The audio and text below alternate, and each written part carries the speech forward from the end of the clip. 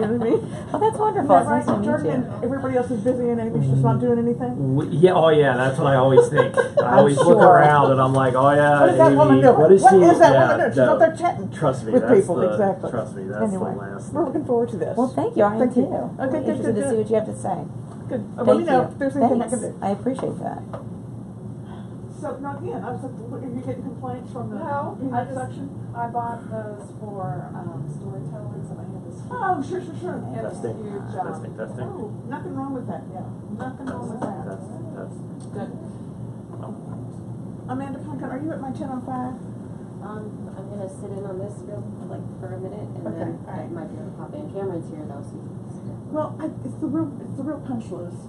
Like, we're getting there. And I Okay, mean, yeah. because it's in short order here, we're gonna go public with that thing.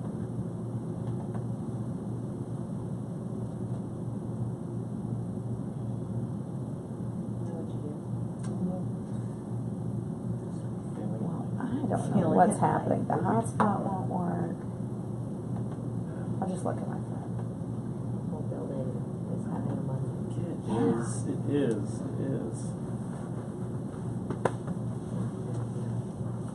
Do I need to like touch this and turn it back like it's red? Do we need to be back on? No, that's or actually is this good? Like it's just surprisingly enough. That's actually a good. Oh, 1 second. Did that? What's that? All right, that worked.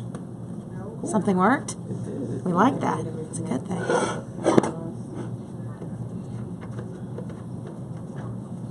This table doesn't show, does it? Once I sit upright, maybe that'll help.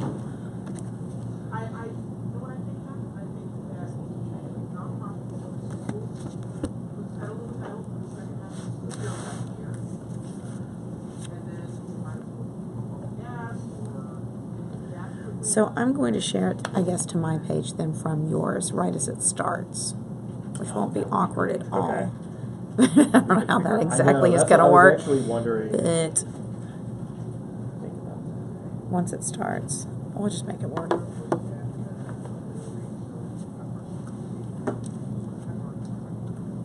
Oh wait, I'm on. Am I? No, it's you just shouldn't left be. over. Oh, I was gonna say. Okay, are you? No. I was. Okay, I was cool. like, I think I'm online, but I'm not. Gotcha, I'm not. gotcha. Okay. This is just left over from with you. before. I'm with you.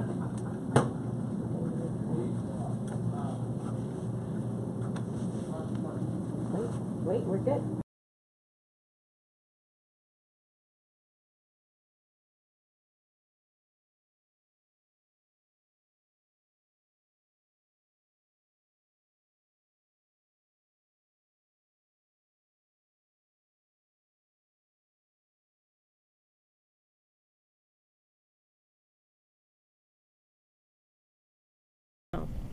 Test. Maybe I should turn that down a little bit. Hello. We're not hurting people's ears. Okay, alright. Test. That seems pretty good, right? Okay.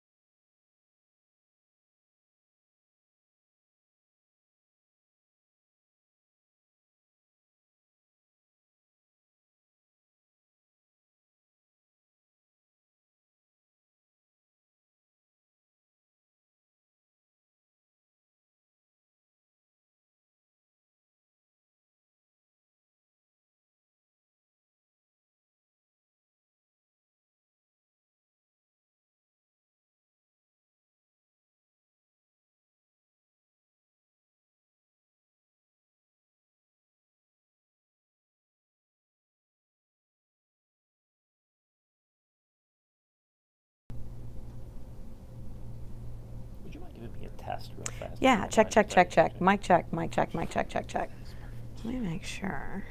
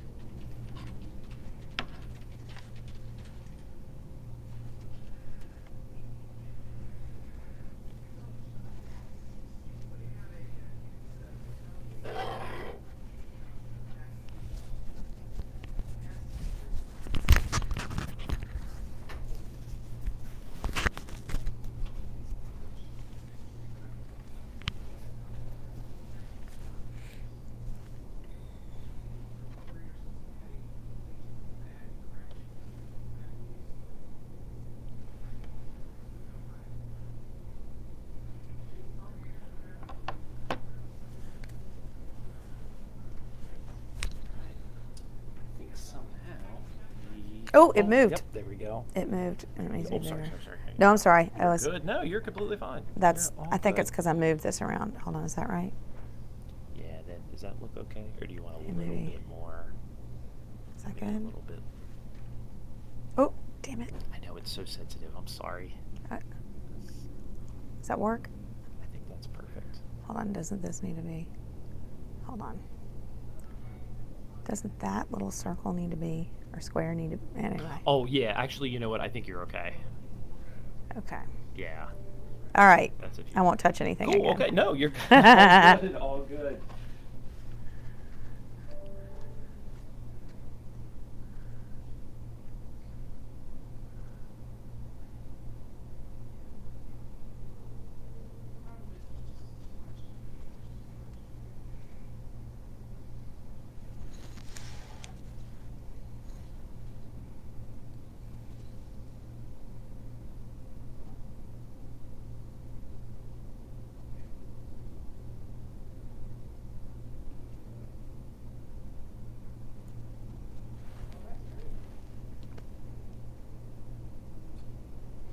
Okay. Feel like we're ready to get rolling. I think so. Okay, cool, cool, So cool. I just. Oh, I will go back then. I'll go ahead and because we have to. I think we're just hit live. The button over there, and then she hit the button. Hi! I just looked down and apparently that is exactly what we are.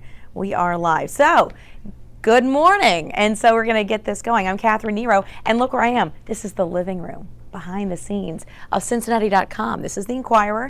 And yeah, day one of fun. I'm going to share this right now. Thank you guys, everyone so far who's joined in. I'm going to share this on my Facebook page as well. So you guys, hi guys, outstanding I'm seeing. Happy Monday to you as well. You know, this has been a kind of a grand undertaking, so I appreciate you guys joining us on here. So I have shared this on my page. Now let's talk. So the whole idea here is to talk about some of the big news of the day, the stuff that matters to you, the stuff that kind of gets you out of bed on Monday.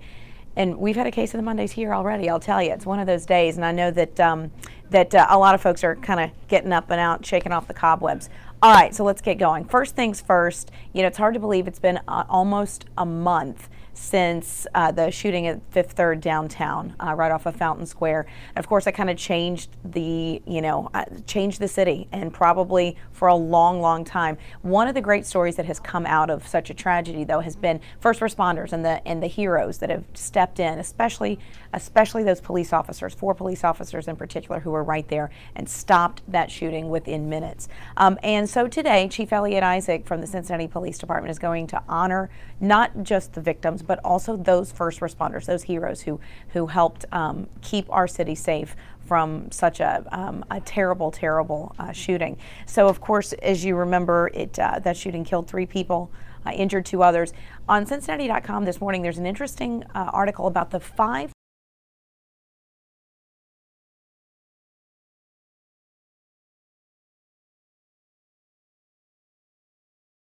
still stuff we don't know about the shooter himself. How did he have a gun? Was he on a list that maybe he shouldn't have had a gun? He had had some mental health issues in the past.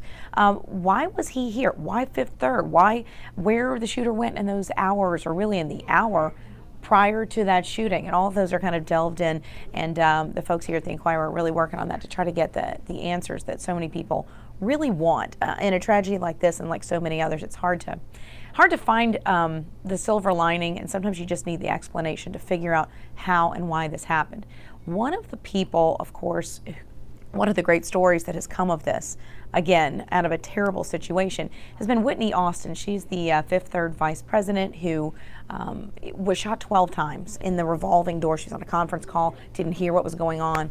And what she said last week, if you missed it, she was actually live on national news and said she's starting a charity called Whitney Strong, where she is going to find ways to help the gun violence situation. She said specifically she wants responsible gun ownership. So gun reform to an extent, but really it's about owning a gun properly and owning it responsibly, is what she says. And she says that she's been thinking about it for a while, before this shooting happened. And this just kind of calcified it for her and made her decide that this is what we have to do. And so, yeah, if you guys have comments or questions about this, a happy first day of October to you too, Daniel. I appreciate that, and I appreciate everybody joining. This has been great to really hear from you guys. And by the way, stick with us. We've got some viewer interaction coming up in just a little bit. There's a job for you I've got. Believe me, it's a volunteer job, but you'll love it. Let's also talk about the good, the bad, and the ugly. I spent a few years covering the Bengals, and during that time, they kind of ventured into the bad and the ugly categories, not so much the good. But this weekend, I don't even care if you like sports or you hate them, this was a great weekend for sports, with one exception. I'll get to that in a little bit. Let's talk about the good. The Bengals comeback victory on the road. When's the last time we saw that happen? That is not the norm over the last several years, so it was good to see. FC Cincinnati, of course, not only did it get the MLS championship, also set a MLS record in attendance, 31,000 people. Amazing, amazing number this weekend, and it can only improve once we see them move to the MLS next year. UC is 5-0. The University of Kentucky is 5-0. Yeah, I'm looking right over these lovely bridges out here downtown into the NKY, as I like to call it, God's country. I'm not going to forget you guys, Wildcat. So yeah, great times in sports in this area. Now, there's also the Reds. I don't want to say they're bad or ugly, but this is the fourth season that they've wrapped up with 90 or more losses. So there's a piece today on Cincinnati.com about, is this the worst decade ever? The answer is no. I'm giving you a little bit of a hint, but it's pretty close. So we'll have to hope for better things next year. But when we talk ugly, we have to talk about Tyler Eifert's injury. I know that the TV networks tried to not show it yesterday, but if you were like me, you went looking for it. I wanted a replay, and I'm sorry that I looked for it.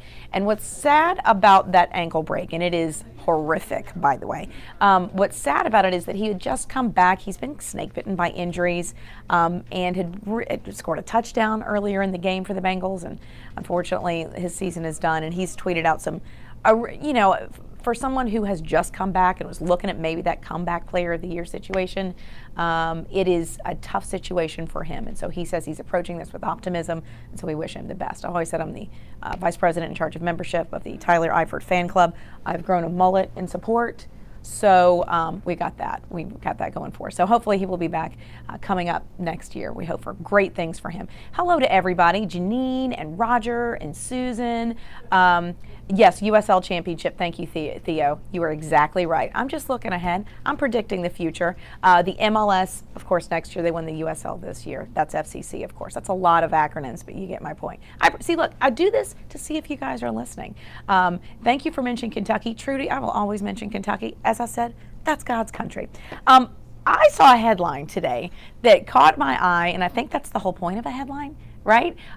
It was "Which Nerd Will Win?" If you haven't read it in the Inquirer this morning, it's about the governor's race in Ohio between Richard Cordray and Mike DeWine. Now, I take that word "nerd" very personally, because let's not forget what my last name is, Nero, N-E-R-O. When written in all caps, especially when I was in, junior high school, and it was on the back of my band jacket, it did look like the word nerd. It did, and I claim it, and I own it, And we have taken that word back, us nerds. Yes, I'm a nerd, big old nerd, and I don't care, which is why I clicked on that headline. So this is an interesting race. Even if you don't live in Ohio, even if you've already decided who you're going to vote for. What's interesting about this race, and it was pointed out by Scott Wortman, who wrote this, is that both of them are kind of, they're focusing on brains, these are his words, brains over bombast.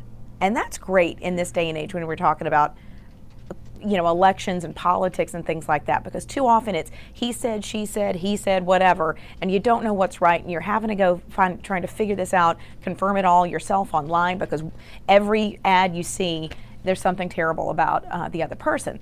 In this case, yeah, there's some negativity, but really it's about who's done the most, who can do best. And, Richard Cordray's a former 5-time Jeopardy champ, by the way. That's impressive.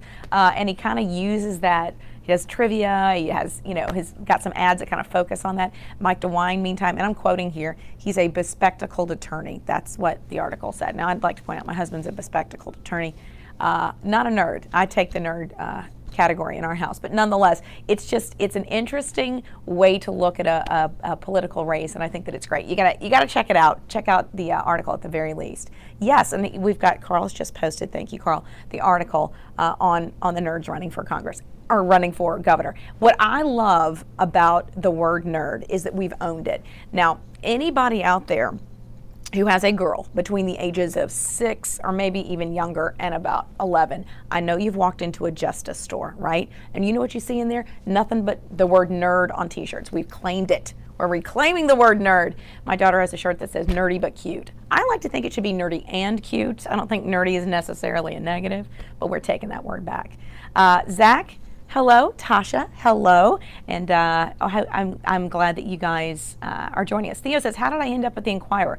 Well, I took the bridge right across the river, parked downstairs, and came up. No, the real reason is these guys wanted to kind of do something different and do Amanda Orlando commented last week that this is kind of like a two-way newscast. And I think that's a great way to look at this. It's a two-way newscast. And this is so I can talk to you, you can talk to me. I'm looking at your comments right now, which is awesome.